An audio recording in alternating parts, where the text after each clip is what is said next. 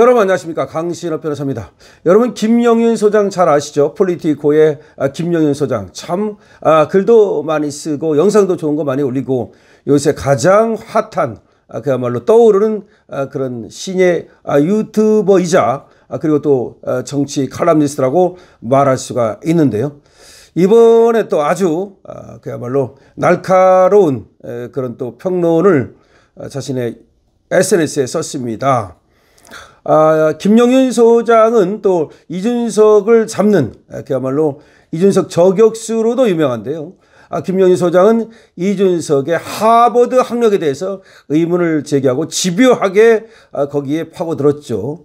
그러다가 이준석으로부터 뭐 고소를 당하기도 하고 그랬습니다만은, 그러나 김영윤 소장은 거기에서 하나도 문제가 되지 않았죠. 결국은 김영윤 소장의 말이 틀리지 않았다. 그리고 이준석이가 뭐 하버드 어쩌고저쩌고 하지만 여기에 의문이 상당하다라는 것은 계속되고 있는 것이죠. 근데 이거 말고도 김영윤 소장은 또 이준석의 성 문제에 대해서 집요하게 공격을 하고 있죠. 여러분들이 다 아는 것처럼 이준석이는 그야말로 유성 어입이라고 하는 그걸로 아주 유명하지 않습니까? 자기가 그때 박근혜 대통령에 의해서 비대위원이 됐을 때 권력 갑질을 하면서 성접대를 받았다라고 하는 그 어마어마한 범죄죠, 사실은 말이죠. 그리고 성접대를 해줬다, 내가 성접대했다 라고 하는 김성진 씨의 주장이 또 엄연히 존재하고요. 그래서 성접대는 사실이다 라고 주장하면서 김성진 씨가 네가 나한테 성접대를 받지 않았다면 나를 명예훼손으로 고소하라 라고 하는데도 불구하고 전혀 고소를 하지 못하고 있는 상황. 이것은 여러분들께서 익히 잘 알고 계실 겁니다. 그런데 말이죠, 이번에 또 놀라운 일이 터졌는데, 바로 이번에는 이준석이 아니라 이준석의 보좌관, 이준석의 비서관, 국회에는 그 비서관 보좌관 있지 않습니까? 여기서 또 문제가 터졌다는 겁니다. 이준석이 그러지 않으면 이준석이 비서관이 그러고 얘들은 도대체 뭐냐라고 하는 것이 지금 김영윤 소장의 촌철살인의 얘기인데요. 한번 들어보시겠습니다.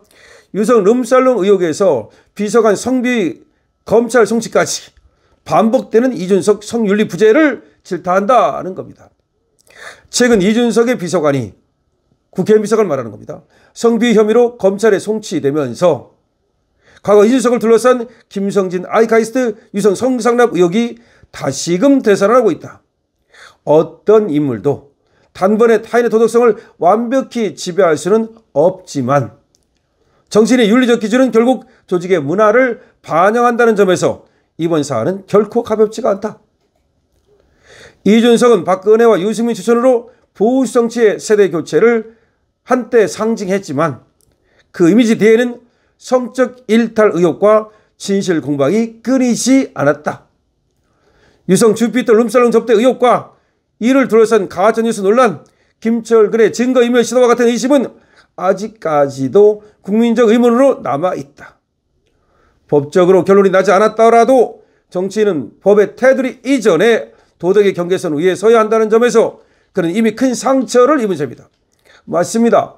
자, 김정진 씨가 이제 또 출소를 하게 되면 말이죠, 이 점을 갖다가 계속해서 물고 늘어질 텐데 아무래도 이준석이는 계속해서 김성진 씨의 공격을 받을 수밖에 없겠죠. 성접대는 사실이다. 너 아니면 나를 고소하라 라고 김정진 씨는 계속해서 얘기하고 있습니다.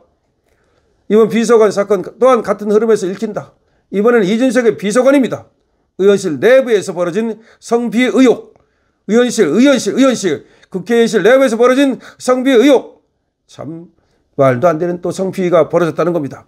그리고 검찰 송치, 검찰을 송치했다는 얘기는 이거는 범죄 혐의가 인정된다는 거 아니겠습니까? 그리고 사무처의 의원 면직 거부까지의 과정은 리더십의 공백과 윤리 감수성의 결여를 여실히 드러냈다. 그러니까 이렇게 비위를 저질렀으면 바로 잘라야 되는 거 아닙니까? 그럼에도 불구하고 자르지 않았다는 겁니다. 이것도 역시 문제가 있다는 겁니다. 비서관이 여성과 시비가 붙었을 뿐 억울하다고 해명했다는 보도가 있었지만 공직 사이에서 성 관련 문제는 사실 여부 이전에 대응 과정과 조직 문화가 무엇보다 중요하다. 아니 그리고 지금 검찰로 송치를 했다면 뭔가 혐의가 있으니까 한 거지 뭐 거짓말을 하고 있는 거 아니냐 또 이런 얘기를 하고 있는 겁니다.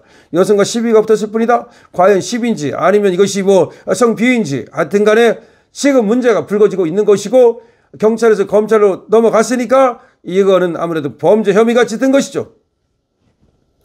이에 대해서 이준석은 검찰 송치 사실을 의원실이 통보받지 못했다고 해명했으나 당연하죠. 왜 의원실에 통보를 합니까? 하지만 충분히 그 문제가 불거져 있기 때문에 이준석으로서는 알 수가 있었던 거죠. 이미 비서관이 검찰 조사를 받을 정도의 사안을 인지하지 못했다는 사실 자체가 관리 책임의 문제로 이어진다. 그러니까 이준석은 몰랐다고 얘기하지만 몰랐다는 자체가 웃기는 거다는 거죠. 오히려 몰랐으면 안 된다는 거죠. 의원실에서 성비위 문제가 터졌는데 그거를 이준석이 모른다? 이건 말이 안 된다는 겁니다. 그런데도 불구하고 이준석은 또 모르쇠로 발뺌으로 그렇게 또 일관하고 있다는 겁니다. 자신의 범죄에 대해서도 분명함에도 불구하고 모른다 아니다 발뺌을 하더니 말이죠. 똑같이 지금 자신의 비서관의 성비위 문제에 대해서도 계속해서 모른다고만 하면 되느냐 이런 얘기입니다. 과거 자신의 성비위 의혹 때 사적 관계를 정치적으로 공격한다면서 방언을 폈던 이준석은 이번 사건에서도 비슷한 인식의 좁은 울타리를 반복하는 듯해서 정말로 가관이다 하는 겁니다. 이준석은 청년 정치라는 이름 아래 성유리를 외면한 리더십 이걸 보이고 있는데 이건 더 이상 국민에게 설득력을 가질 수 없다는 겁니다. 본인이 성비위를 저지르더니 비서관까지 그런 사람을 쓰고 그런 사람을 바로바로 그야말로 그 의원실에서 의원 면직을 시키든지 그에 대해서 조치를 해야 되는데 어떤 조치도 하지 않고 이거는 성적으로 문제가 있다는 거 아니냐. 정치적 신념보다 앞서 사람을 대하는 태도와 성의식의 수준이 그 정치인의 품격을 결정한다고 김용윤 소장은 말합니다. 이준석은 스스로의 과거와 이번 사안을 겹쳐보며 리더로서의 기본 덕목과 통렬한 자기 성찰이 필요하다는 사실을 직시해야 할 것이다 라고 김용윤 소장은 얘기합니다. 이준석이는 말이죠. 자기도 성범죄와 관련되어 있기 때문인지 모르겠으나 성비위와 관련되어 있는지 모르겠으나 자기 비서관에 대해서도 너무 안이한 거 아니냐라고 김용희 소장은 사실상 이준석의 안이한 성윤리 문제, 성에 대한 어떤 그런 인식 문제를 질타하고 있는 겁니다. 자, 김용희 소장은 말이죠. 폴리티코 연구소를 이끌면서 자, 또 유튜브를 하고 있습니다. 김용희 소장의 두 분은 아주 촌철살인 아주 잘하고 있고요. 그 다음에 또 페이스북에다 글을 씀으로써 정치 칼럼니스트 역할을 해주고 있는데요. 김용윤 소장 아주 멋진 그런 어떤 여성 그야말로 앞으로의 그런 정치 꿈나무라고도 볼 수 있습니다.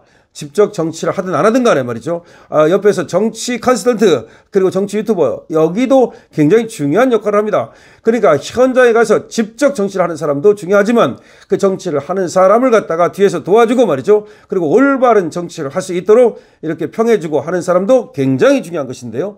김용희 소장이 그런 역할을 잘 해주고 있다라고 봅니다. 자, 여러분 어떻게 생각하셨습니까? 지금 이 김용희 소장의 칼럼을 보면서 이준석에 대해서 어떤 생각이 드십니까? 이준석이 과거 말이죠.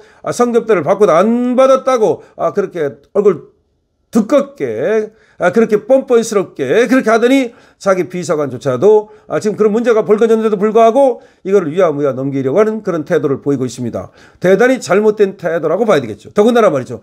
젊은 사람이 이 당을 갖다가 아주 건전하게 또 윤리적으로도 도덕적으로도 법적으로도 그리고 아주 그 정치적으로도 그렇게 만들어야 될 사람이 이렇게 타락해서야 어떻게 저런 사람이 정치를 계속할 수 있겠는가는 그런 지금 의문을 던지고 있는 겁니다. 강신업 TV입니다. 좋아요와 구독을 부탁드리고요.